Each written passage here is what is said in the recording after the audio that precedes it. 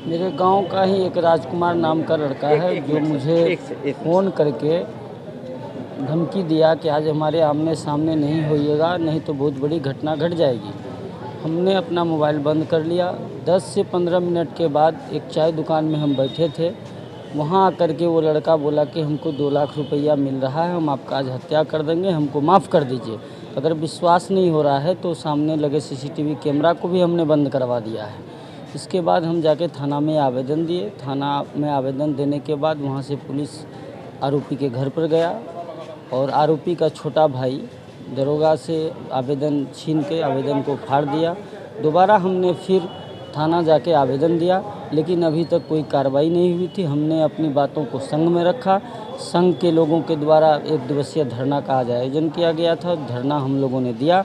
वहाँ एसडीपीओ साहब आए और हम लोगों को आश्वस्त किए हैं कि उचित कार्रवाई की जाएगी। धमकी देने का क्या कारण था? क्यों इस तरह की धमकी मिल रही थी? ये तो जांच में इस सब बातों को देखा जाएगा। मुझसे ना उसको कोई दुश्मनी है, ना कभी विवाद रहा है, और शुरू से हमसे तो कभी किसी को विवाद नहीं हुआ है। वो उस छवि का है, वो हमेशा विवाद में रहा है। ज़रूरत है उचित कार्रवाई करने का। यही मांग हम लोगों ने एसडीपीओ साहब से रखा और उन्होंने आश्वस्त किया है कि उचित कार्रवाई होगी। ज्योतिष कुमार झा, राष्ट्रीय सहारा अररिया।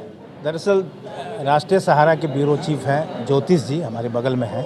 इनके साथ कुछ असामाजिक तत्वों के द्वारा जान मारने की धमकी दी गई और कई तरह का मिसचिफ किया गया, जिसके खिलाफ इन्होंने मदनपुर थाना में प्राथमिकी हेतु आवेदन दिया था, लेकिन थाना अध्यक्ष ने इसे गंभीरता से नहीं लिया।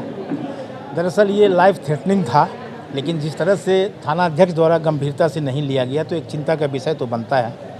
अब रही रिपोर्टर तो वो उस टाइप का एजिटेशन नहीं कर सकता है जिस तरह से आए दिन सड़क जाम, प्रदर्शन वगैरह। तो हम लोगों ने शांतिपूर्वक धरना देकर एजिटेशन किया, प्रशासन का ध्यान आकृष्ट करवाया। चूँकि पुलिस प्रशासन की उदासीन रवैया थी जो कहीं से उचित नहीं था। जो एक्यूज था वो थाना पर पहुंच के आवेदन फाड़ने तक की गतिविधि को अंजाम दिया, जो कहीं से टॉलरेबल नहीं था।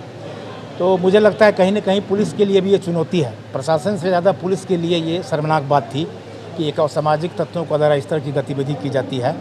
तो उसी के खिलाफ आज सांकेतिक धरना था, लेकिन यहाँ के एसडीपीओ या अपर एसडीओ जो हैं राम पुकार सिंह जी, वो धरना स्थल पर गए। उन्होंने मामला को समझा और उन्होंने आश्वस्त किया कि प्राथमिकी दर्ज होगी और आरोपी के खिलाफ कार्रवाई भी होगी। जिसके बाद धरना को समाप्त किया गया और उसी सिलसिले में यहाँ कार्यालय पर बुलाया गया था। पूरे वस्तु स्थिति की जानकारी ली गई थी और प्रशासन ने आश्वस्त किया कि न्याय मिलेगा और उस असामाजिक तत्व के खिलाफ कार्रवाई होगी। सर, बस क्या मांगे रखी है आप लोगों ने? उन्होंने ये तो पत्रकारों की सुरक्षा से मांगे हैं। जो वर्तमान घटना है उसको गंभीरता से लिया जाए, उस पर जांच की जाए और जो आरोपी है उसके खिलाफ कार्रवाई की जाए। और आए दिन जो पत्रकारों के साथ घटना घट रही है, जिस तरह की पत्रकारों के साथ गतिविधि है लोगों का, इसको प्रशासन गंभीरता से देखे और पत्रकारों की सुरक्षा आदि के सवाल पर कई मांगे गई।